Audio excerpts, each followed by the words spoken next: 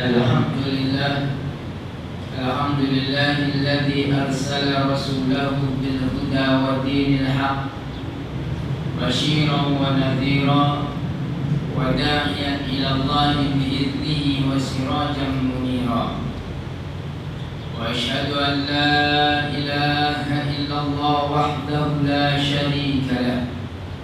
Wa asyhadu anna sayyidana Muhammadan abduhu wa rasuluh wa safiyullahi min khalqihi wa habibuh, imamul anbiya wa sayyidul mursalin.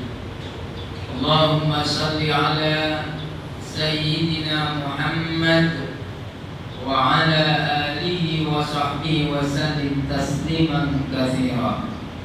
Amma ba'd, fa ya ibadallah ittaqullaha haqqa tuqatih wa la tamutunna illa wa antum muslimun. Saudara sidang Jumat yang dirahmati Allah sekalian, teruskanlah dengan usaha meningkatkan takwa kepada Allah dengan melaksanakan setiap apa yang telah diperintahkan dan hindari setiap apa yang telah dilarang olehnya. Semoga setiap usaha ini diterima oleh Allah dan diberikan ganjaran yang berlipat. Amin ya rabbal alamin. Saudara, perhatikan firman Allah Subhanahu wa taala di dalam surah Al-Hujurat ayat yang ke-6 yang berbunyi ba'da a'udzu billahi minasyaitonir rajim. Bismillahirrahmanirrahim. Ya ayyuhalladzina amanu in ja'akum fasiqun binaba'in fatabayyanu an tusibu qauman bijahalatin fatusbihu ala ma fa'altum nadimin. Maksudnya, wahai orang-orang yang beriman, jika datang kepada kamu orang yang fasik dengan sesuatu berita, maka selidiklah kebenarannya, supaya kamu tidak menimpakan sesuatu kaum dengan perkara yang tidak diingini dengan sebab kejahilan kamu tentangnya, sehingga kamu menjadi orang-orang yang menyesal terhadap apa yang kamu lakukan. Imam Ibnu Katsir di dalam tafsirnya menyebutkan sebab turunnya ayat ini.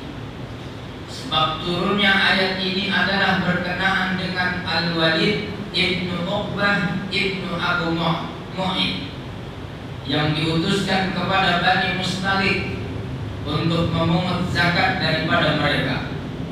Sebaliknya, Al-Walid telah balik bertemu dengan Rasulullah sallallahu alaihi wasallam dan menyatakan bahwa Bani Muthalib enggan membayar zakat dan ingin membunuhnya, sedangkan beliau sebenarnya tidak menemui mereka.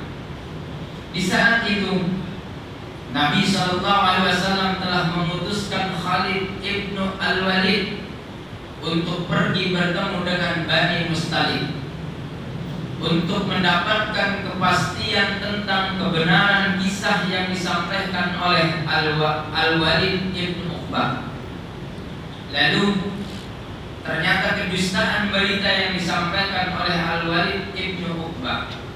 Saudara sekalian, ayat tersebut dengan jelas menunjukkan kepada kita kewajiban untuk memastikan kebenaran apa jua kabar dan berita yang disampaikan kepada kita, agar tidak berlaku kerusakan yang lebih buruk daripada berita palsu yang kita terima.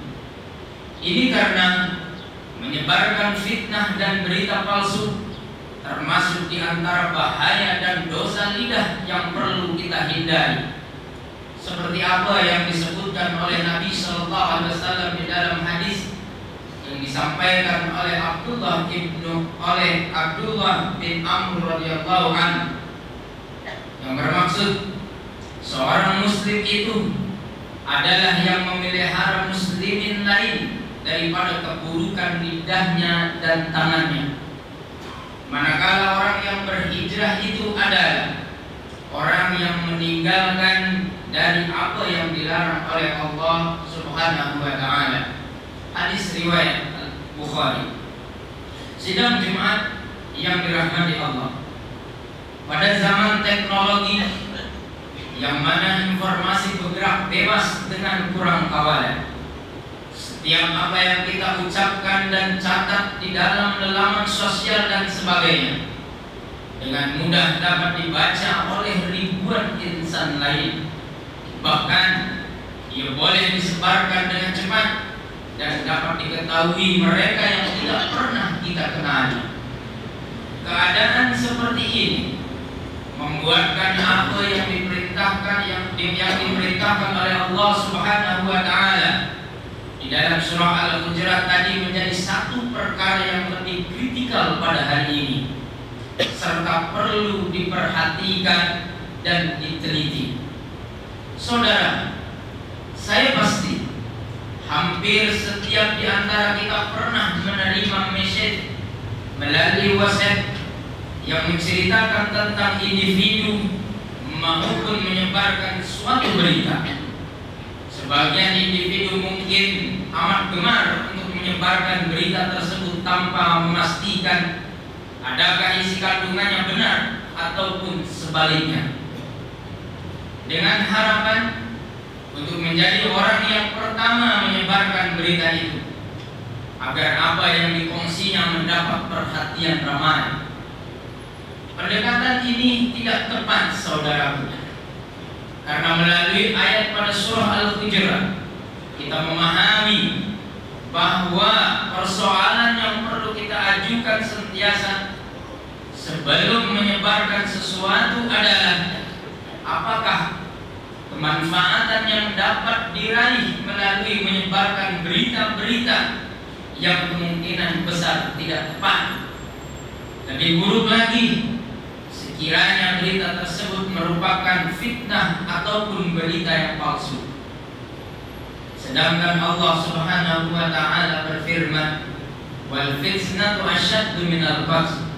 Yang bermaksud dosa fitnah itu lebih buruk daripada dosa membunuh. Surah Al-Baqarah ayat 191. Saudara, ingin saya berkongsi beberapa panduan agama yang boleh kita pertimbangkan sama ada ketika kita berhadapan dengan berita yang tidak diketahui kesahihannya ataupun ketika berhadapan dengan sesuatu fitnah. Yang pertama, hadapi ia dengan ketenangan dan kesabaran. Nabi pernah memuji seorang sahabat baginda yang memiliki dua ciri mulia yang disukai Allah Subhanahu wa taala. Nabi bersabda yang bermaksud, sesungguhnya di dalam dirimu itu ada dua sifat yang dicintai Allah, kesabaran dan perlahan, yaitu tidak gelabah. Hadis riwayat Muslim. Ia seharusnya menjadi garis pandu yang perlu dituruti setiap individu mukmin. Sama ada ketika mendapati diri kita difitnah atau menerima berita yang tidak jelas kesahihannya, usahlah kita gelabah lalu tergopoh-gabah ingin menyebarkan berita tersebut. Ketenangan itu datangnya daripada Tuhan, adapun bergopoh-gabah itu datangnya daripada setan. Sesuatu yang dilaksanakan dengan tanpa pemikiran yang mendalam pasti buruk kesudahannya. Yang kedua adalah dengan berpegang teguh dengan sikap adil dan pertengahan. Hal ini jelas disebut oleh Allah di dalam surah Al-An'am ayat 152 yang bermaksud, dan apabila kamu berkata, maka hendaklah kamu berlaku adil, walaupun ia adalah dari kaum kerabatmu. Dimaksudkan dengan adil di sini adalah memastikan kita tidak menjadikan nafsu sebagai kompas kebenaran, akan tetapi sebaliknya perlu berlaku adil terhadap berita yang kita terima. Bagaimana sekiranya berita itu berkaitan dengan diri pribadi kita, ataupun berita berkaitan salah seorang ahli keluarga kita yang kita sayang, pastinya kita akan lebih berhati-hati. Maka sebagaimana kita menginginkan diri kita diperlakukan orang lain, perkara yang sama perlu juga kita perhatikan. Keadilan itu bermula daripada kita sendiri. Semoga Allah Subhanahu wa taala memelihara kita daripada menjadi orang-orang yang menyebarkan fitnah, dan memelihara keluarga kita serta saudara seagama kita daripada fitnah yang memecah ummah ini. Amin ya rabbal alamin. Barakallahu li wa lakum fil Qur'anil azim wa nafa'ani wa iyyakum bima fihi min al-ayati wa dhikril hakim wa taqabbal minni wa minkum tilawatahu innahu was-sami'ul 'alim. Aqulu qawli hadha wa astaghfirullah al-'azim li wa lakum wa li sa'iril muslimina wal muslimat wal mu'minina wal mu'minat fastaghfiruhu fa yafuzul mustaghfirin wa